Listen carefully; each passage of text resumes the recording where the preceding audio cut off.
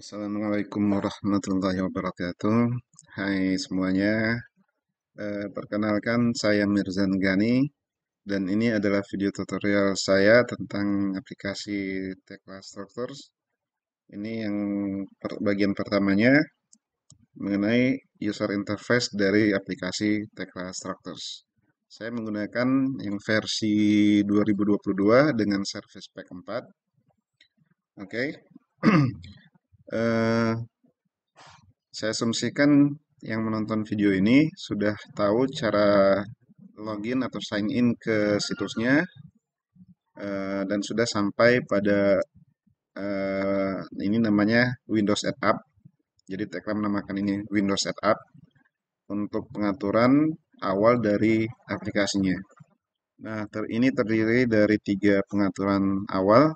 Yang pertama itu adalah environment yang berisikan database dan standar-standar yang berlaku pada suatu kawasan. Misalnya proyek atau model yang ingin kita buat itu berada pada suatu lokasi di Indonesia, maka kita harus memilih environment yang Southeast Asia. Jangan Australasia, karena ini untuk negara-negara Australia, New Zealand, dan beberapa negara persemakmuran Inggris yang masih menggunakan database atau mengacu pada peraturan-peraturan British atau Inggris. Oke, jadi di sini saya pilih Southeast Asia. Kemudian ada role, ini pengaturan yang merupakan acuan bagi teklanya atau aplikasinya untuk mengeluarkan atau memuat fitur-fitur yang berhubungan dengan item yang kita pilih. Misalnya kita mau bekerja untuk memodelkan pendetailan beton pracetak. Jadi kita pilih yang Precast Concrete Detailer, ya. Lalu aplikasinya pada saat kita jalankan itu akan membuka atau memuat fitur-fitur yang hanya berhubungan dengan yang kita pilih. Nah, di sini kita akan menggunakan semuanya, jadi ambil all. Kemudian yang pengaturan ketiga itu configuration, berhubungan dengan lisensi yang akan kita gunakan di aplikasinya. Di Tekla itu terdapat dua tipe lisensi, yang pertama single user dan multi user.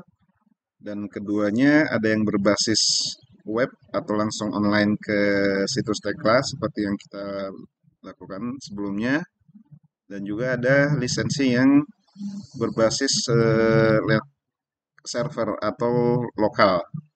Jadi misalnya ada satu perusahaan membeli lisensi, kemudian dia menempatkannya di servernya tersendiri, maka bisa kita akses dengan melalui sambungan internet atau sambungan LAN. Lalu kita bisa mengaktifkan lisensi dari server tersebut.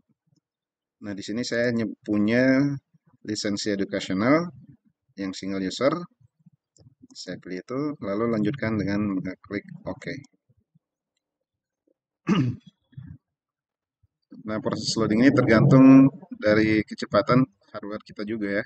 Semakin bagus, maka tentu loadingnya juga semakin cepat. Nah, ini ada halaman, eh, maaf ada pekerjaan konstruksi di depan, jadi agak ribut ya. Oke, saya lanjutkan. Nah, ini ada halaman startup. Tekla menamakan halaman ini atau window ini adalah window startup yang berisikan 4 tab, yaitu recent, kemudian all models, start models, dan new. Yang recent ini berisikan shortcut-shortcut dari model yang sudah pernah kita buat. Kemudian tab all models itu untuk membrowsing atau membuka model-model yang ada dalam folder default kita. Ini ada di penyimpanan lokal atau di laptop atau di komputer kita. Dan folder default ini itu waktu pertama kita menginstal aplikasinya itu kan diminta tempat untuk menyimpan modelnya. Lalu kita pilih modelnya, maka itu menjadi folder default yang akan selalu diarahkan ke situ dulu untuk membuka suatu model. Begitu juga pada saat menyimpannya akan diarahkan ke situ dulu. Kemudian ada tab Start Models. Nah, ini model yang kita buat dan disimpan di penyimpanan online ke server atau ke cloud apabila kita menggunakan multi user untuk berkolaborasi. Jadi kalau yang all model ini penyimpanannya di lokal di tempat kita kerja, yaitu di laptop atau di komputer. Kemudian yang share models ini bekerja dengan server. Kemudian tab new ini pengaturan untuk membuat model baru. Sedangkan yang panel sebelah kanan ini pertama yang di atas ini berfungsi hanya menampilkan informasi setup awal tadi. Kemudian ada notifikasi, berisikan announcement atau ada update atau kebijakan perubahan kebijakan tertentu dari Tekla. Kemudian ada link untuk user assistance dan link untuk forum diskusi. Oke, kita lanjut saja untuk membuat model baru. Saya beri nama dulu latihan 101.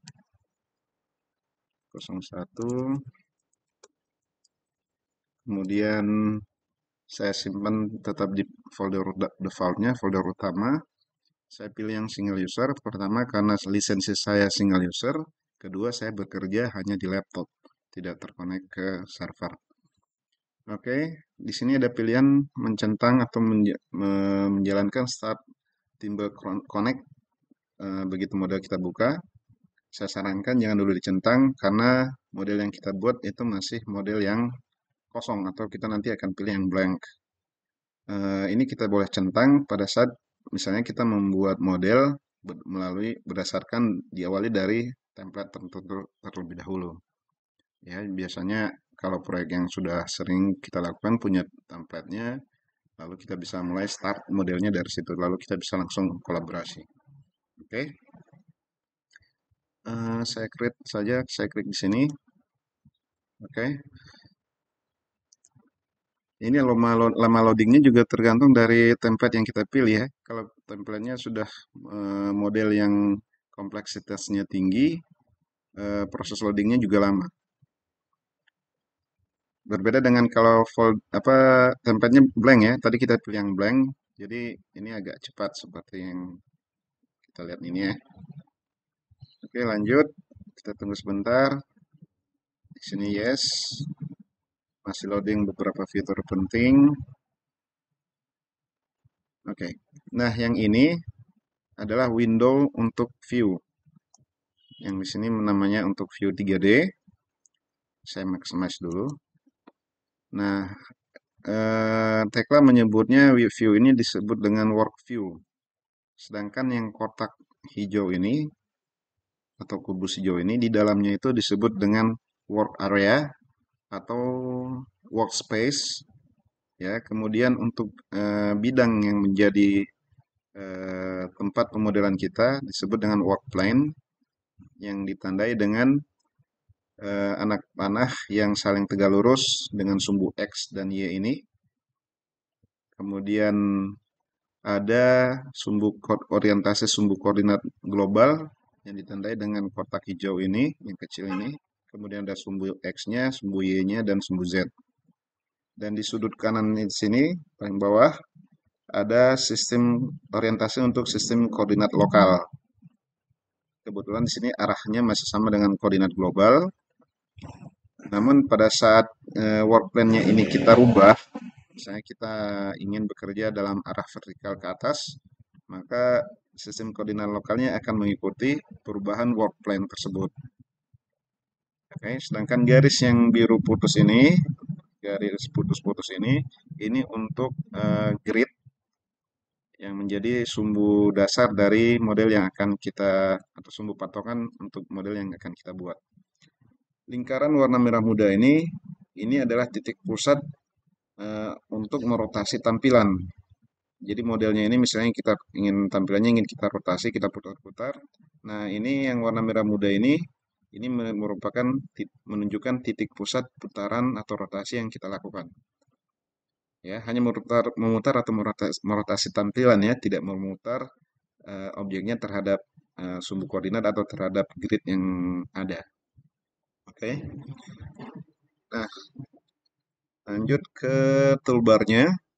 Yang paling atas quick access toolbar umum sama kayak aplikasi lain.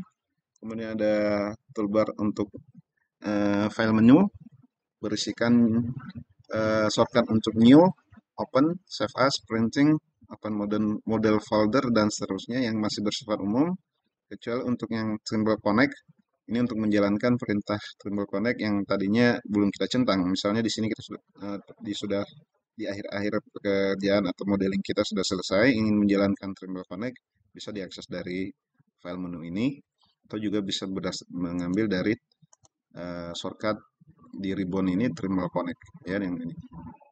Oke, kalau saya klik dia akan flashing dulu, itu menunjukkan perintah-perintah yang berhubungan dengan Trimble Connect. Oke, lanjut yang ke file menu. Ada project properties, ini untuk mengisi data-data umum project. Ya, kemudian ada setting untuk pengaturan aplikasinya. Ada katalog. Nah, katalog ini isinya sesuai dengan environment yang kita pilih pada halaman atau Windows setup ya. Di sini berisikan data profil baja, kemudian fitur untuk bisa membuat profil sendiri, terutama untuk eh, objek-objek aluminium atau baja ringan yang punya variasi profil yang sangat banyak ya, sehingga tidak semuanya tercover atau ada di database dan kita harus membuat atau mendefine profil tersendiri. Kemudian ada katalog untuk mutu material yang baja, jadi misalnya tipe mutu baja FY sekian dan sekian dan sekian ada di sini. Kemudian untuk yang mutu beton juga dan beberapa material seperti kayu, aluminium dan lain-lain. Kemudian ada untuk baut, lalu seterusnya sampai yang ke rebar. Untuk bagian dua di bawah ini kalau misalnya kita bekerja multi user atau berkolaborasi di suatu server, maka untuk katalog ini kita bisa menggunakan fitur auto connection. Jadi apabila satu user menambahkan suatu profil baru, misalnya dengan menggunakan ini, atau mengupdate data di profil yang ada dalam katalog tersebut, maka dengan menggunakan auto connection ini akan ada sharing atau sinkronisasi katalog yang digunakan bersama. Kemudian ada fitur editor. Ini berguna untuk membuat sesuatu yang bersifat custom. Misalnya layout dari drawing yang akan kita gunakan berbeda dengan yang ada atau yang telah disediakan oleh Tekla sendiri. Misalnya yang untuk blok titelnya tidak ada di dalam pilihan yang tersedia di Tekla sehingga kita harus membuat sendiri, maka itu menggunakan fitur drawing layout editor ya. Demikian juga untuk report atau laporan, tidak menutup kemungkinan kita butuh format laporan yang tidak tersedia di defaultnya Tekla, maka kita perlu membuat format laporan tersendiri, itu menggunakan template editor. Ada simbol editor, sama fungsinya untuk hal-hal yang tidak tersedia atau mendefine sendiri yang tidak tersedia di tagline-nya. Oke, lanjut logs. Nah, logs ini berguna sekali untuk pekerjaan atau pemodelan yang berhubungan maksudnya pemodelan yang berada dalam lingkup multi user yang berkolaborasi, karena dari logs ini akan kelihatan siapa-siapa saja yang mengedit modelnya, apa saja yang dia edit, kemudian kapan dia edit, sehingga kita bisa saling berkolaborasi ya. Untuk single user ini tidak terlalu bermanfaat atau terlalu signifikan fungsinya ya. Kemudian ada fitur diagnose and repair. Ini sama dengan recovery di aplikasi lain kayak di AutoCAD, Microsoft Office. Itu bisa memperbaiki file atau model yang korup. Nah, di Tekla ini nama perintahnya atau nama fiturnya adalah diagnose and repair. Ada help, extend, dan untuk keluar dari Tekla. Untuk extend ini merupakan link ke warehouse-nya Tekla. Misalnya kita ingin mendownload suatu plugin tertentu atau komponen aplikasi tambahan yang bisa kita masukkan ke dalam aplikasi Tekla-nya kita sendiri, itu bisa mengunjungi situs warehouse-nya Tekla, lalu mendownload dan menginstalnya ke aplikasi kita. Lanjut, Di sini ada mode select yang umum, kemudian untuk select all, kemudian untuk select previous. Eh, ini untuk men-select objek atau komponen yang tidak sengaja kita unselect, lalu ingin kita select kembali dengan cara cepat, itu menggunakan Alt P. Kemudian ada select by identifier, berdasarkan ID dari objek tersebut, bisa nama, bisa kode tertentu, ya. Kemudian ada toolbar yang berada di ribbonnya. Ini ribbonnya di sini dari tepi sini sampai sini ini ribbon. Itu dimulai dari yang tekstil. Nah, yang flashing tadi itu perintah-perintah untuk steel, kemudian yang konkret, ini konkret, kemudian rebar, kemudian edit, dan seterusnya sampai di formwork, ya. Nah, uniknya toolbar di ribbon tagline ini bisa digeser-geser seperti ini dengan cara klik, kemudian tahan, lalu geser-geser. Bisa juga pakai scroll di mouse, ya. Ini sebenarnya antisipasi tagline untuk user yang menggunakan layar sentuh. Namun untuk user yang terbiasa dengan icon yang statis, jadi shortcut yang statis seperti di aplikasi lainnya, ini sangat mengganggu kalau yang berpindah-pindah seperti ini. Ikonnya atau perintahnya berpindah-pindah. Kenapa? Karena mempengaruhi kecepatan kerja mereka. Karena mereka tidak bisa hafal posisi suatu shortcut atau icon tertentu. Kalau di aplikasi lain karena dia statis atau diam, sehingga dia bisa hafal letak posisi setiap icon atau setiap shortcut, sehingga mudah dan cepat dia untuk mengklik perintah tersebut. Kalau di sini kan berpindah-pindah, jadi dia kesulitan untuk menghafal posisinya. Namun ini masalah kebiasaan ya, nanti kalau sudah terbiasa tentu tidak lagi masalah lagi. Oke, kemudian fitur berikutnya adalah eh, kita bisa meng-hide suatu toolbar tertentu, misalnya dengan cara mengklik ini, klik icon mata, maka yang untuk bagian analysis and design ini bisa kita hide seperti ini. Nah, itu ditandai dengan muncul icon mata di sini. Jadi kalau kita klik icon mata ini atau icon mata di atas, itu akan menghidupkan kembali atau memunculkan kembali toolbar tersebut. Nah, seperti itu. Nah, ini fungsinya misalnya kalau kita menjalankan suatu perintah tertentu, lalu muncul toolbar tambahan yang berhubungan dengan perintah tersebut. Eh, Bagi layar yang resolusinya rendah, yang misalnya hanya mempunyai resolusi 1280 kali 960 misalnya. Toolbar tambahan itu kadang-kadang tidak muat lagi di layar, bukannya tidak bisa di hidden atau di unhide, tapi dia memang tidak muncul semuanya.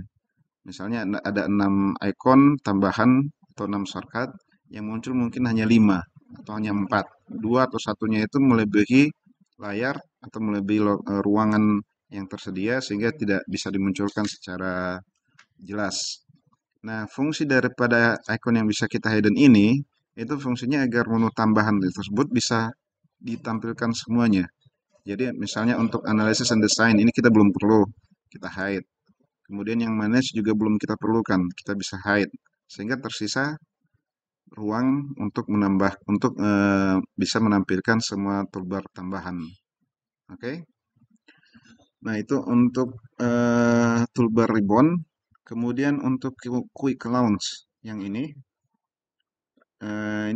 gunanya untuk memasukkan nama perintah yang ingin kita jalankan. Misalnya saya ingin menjalankan perintah line cut. Seperti itu. Nah, kita tunggu sebentar, lalu dia akan muncul perintahnya. Nah, seperti ini. Permasalahannya adalah apabila saya tidak hafal nama perintahnya. Misalnya saya hanya hafal cut. Saya lupa apakah line atau lines atau apa dan tulisannya saya misalnya lupa ya, hanya saya tahu cut. Di sini akan muncul beberapa perintah yang juga saya jadi bingung yang mana mau saya klik. Ya, jadi permasalahan di shortcut untuk quick launch ini adalah kita tidak hafal nama perintah yang akan kita cari atau kita jalankan. Jadi itu hanya berfungsi bagus untuk yang sudah terbiasa dengan aplikasinya sehingga bisa dengan cepat mengetik nama perintahnya. Oke, lanjut di sini ada window icon atau shortcut untuk pengaturan Windows. Jadi Windowsnya kalau di sini kan baru kit 1 yang saya punya ya. Nah, kalau misalnya kita punya 2, 3, 4, maka kita bisa bikin dalam tampilan cascade, kemudian dalam tampilan tile secara horizontal maupun vertikal, atau eh, secara bersusun misalnya kayak cascade ya. Oke. Kemudian yang 3 icon di atas ini ya, yang silang untuk close, maximize, dan minimize itu untuk view ya. Kalau yang di atas untuk close, untuk aplikasinya. Kalau untuk ini untuk view. Kemudian ada icon-icon atau toolbar shortcut yang berada di samping kanan ini.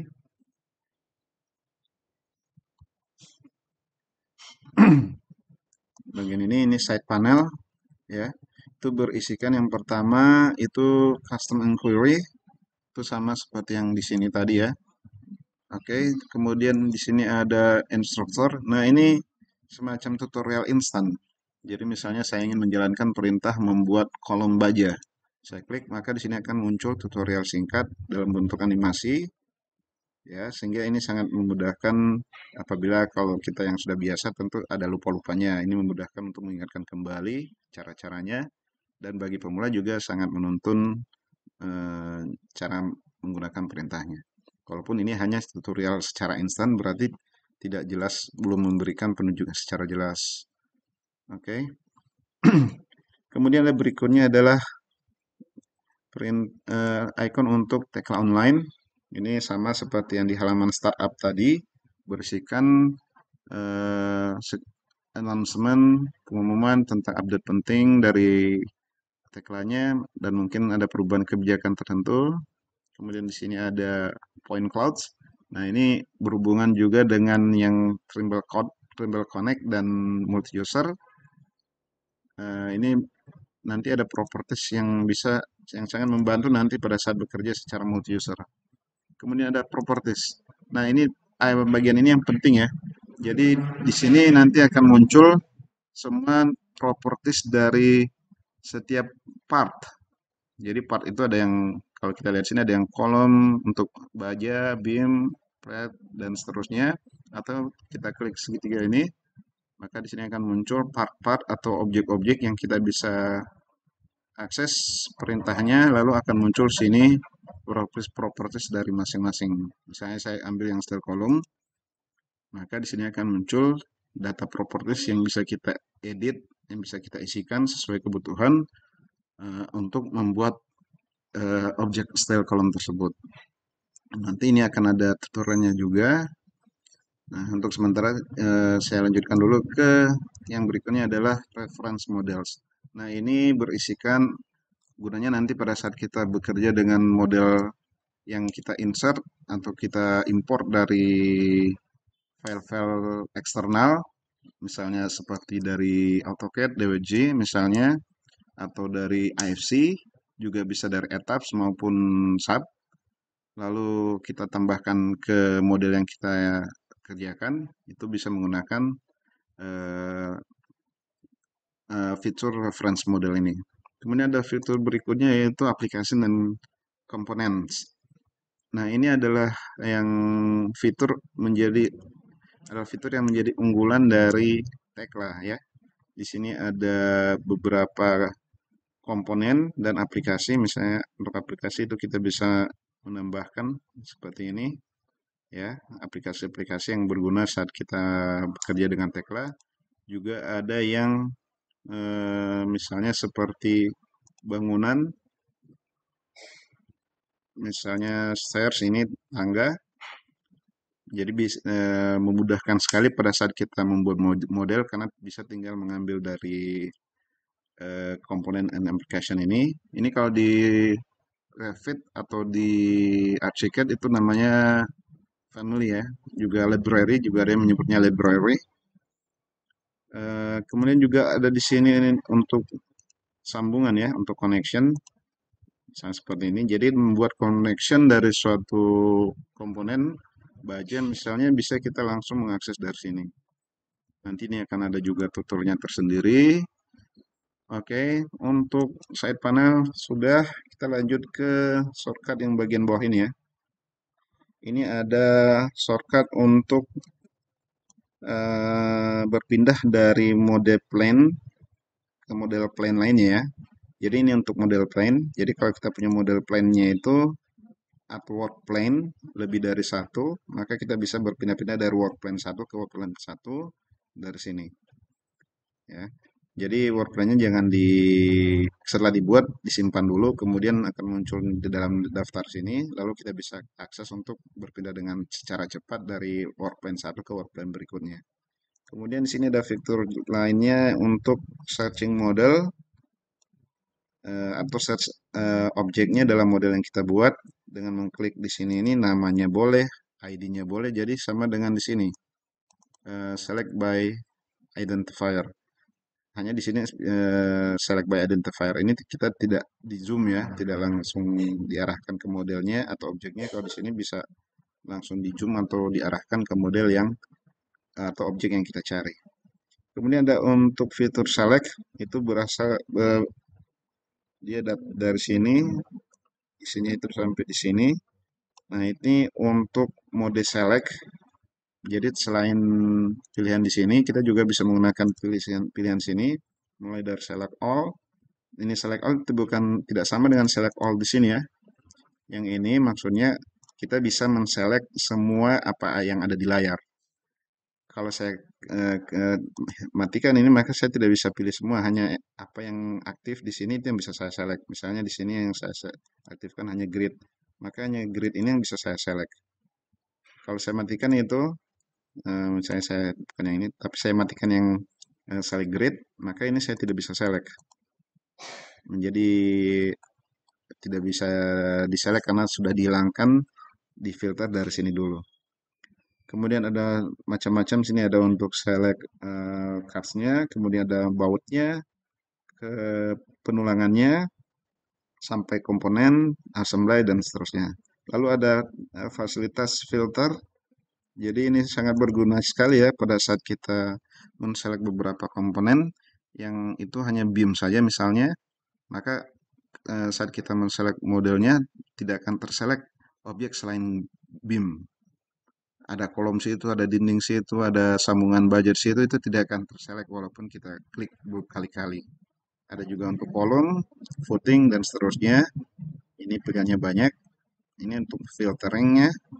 Lalu terkadang kita butuh juga variasi, misalnya selain baja, kolom baja, tapi ada beberapa material yang berbeda, sehingga kita butuh kolom baja yang material tertentu saja yang perlu kita select, tidak semua kolom baja. Nah, itu bisa kita tambahkan filter secara custom dari sini. Dengan membuka ini ya, sini akan muncul object group untuk selection, filter selection ya. Oke. Yang di sini ini untuk directive modification. Jadi pada saat kita men-select, kita bisa secara langsung memodifikasi elemen atau objek tersebut secara langsung ya, bisa dengan untuk merubah panjangnya atau untuk merubah ukuran-ukuran tertentu. Kalau yang ini hanya untuk switching dari menghide beberapa bagian yang di sini yang jarang kita pakai. Misalnya saya klik ini lalu saya misalnya selection filter saya tidak butuhkan, maka di sini tidak akan muncul yang selection filter. Oke.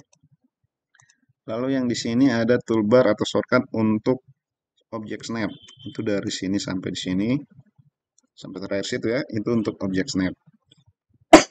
Object snap ini sangat berguna sekali pada saat kita mau memilih atau mengklik suatu join atau suatu nodal atau suatu poin dari objek tertentu, misalnya di grid atau pada ujung balok, ujung kolom ya, itu sangat membantu sekali.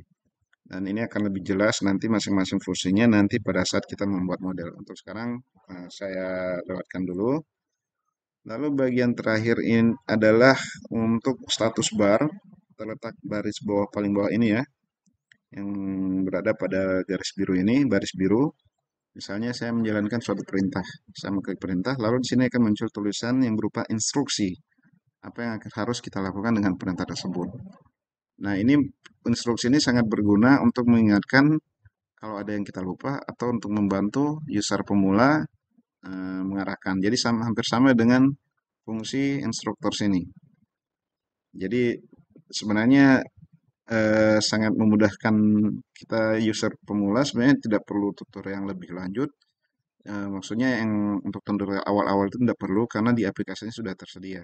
Tutorial yang diperlukan itu lebih kepada yang masalah-masalah advance, misalnya fungsi masing-masing, kemudian tip dan triksnya gimana, ya. Oke.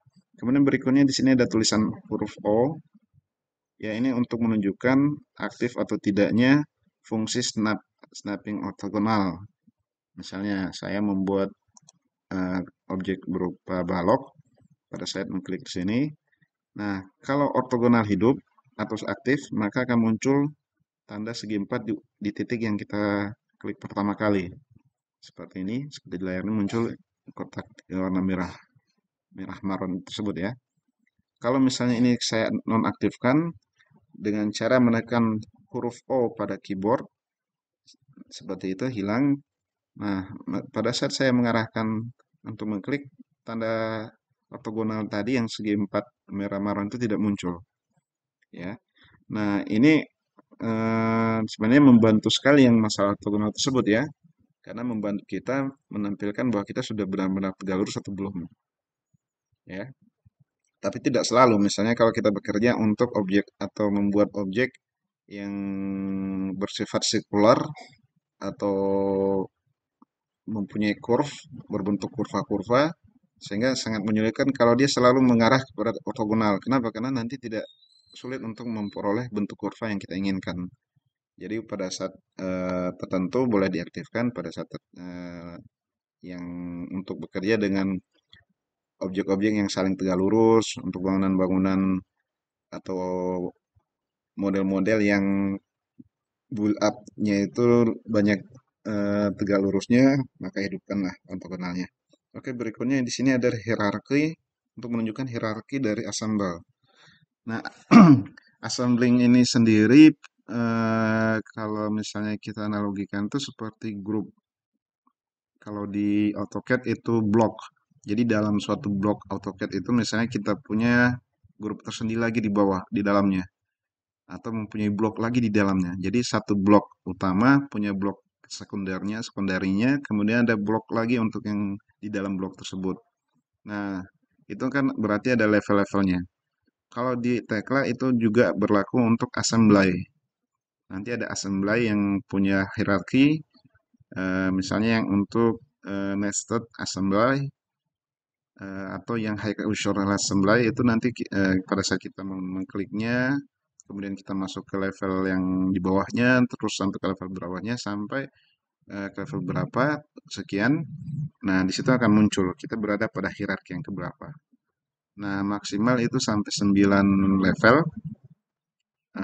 Itu untuk nested assembly. Nanti akan ada tutorial yang lebih lanjut ya.